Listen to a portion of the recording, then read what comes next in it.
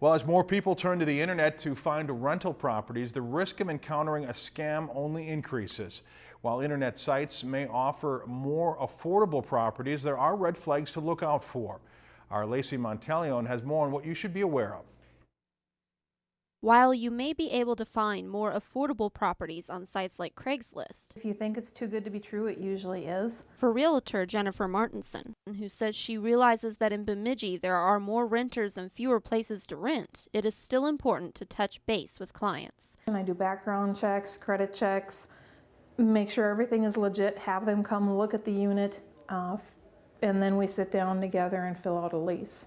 And that way you've got a better idea of who you're dealing with. Asking to go see the property is one of the most important steps for renters to keep in mind. If they start to get dodgy on your questions about that, then it's probably a scam and you're better off walking away from it. There are many different things you can do to avoid an online scam, but one of the most important things is to remain cautious. You have to be real skeptical about these kinds of situations and be very careful about not risking your money on something that sounds too good without really checking it out carefully. Other important tips to remember include watching for spelling and grammar errors and requests from potential landlords to wire money. It's also important not to send a scan of your personal information. We've had a lot of scams in our area,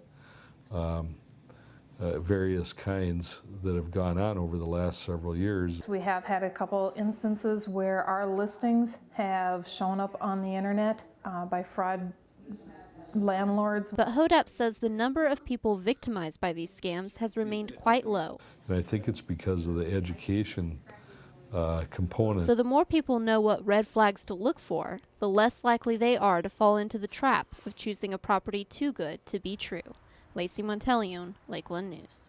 Although HODAP says it is difficult to do an investigation on online scams because the money is rarely traceable, it is still important to notify law enforcement so they can inform the public. If you've enjoyed this segment of Lakeland News, please consider making a tax-deductible contribution to Lakeland Public Television.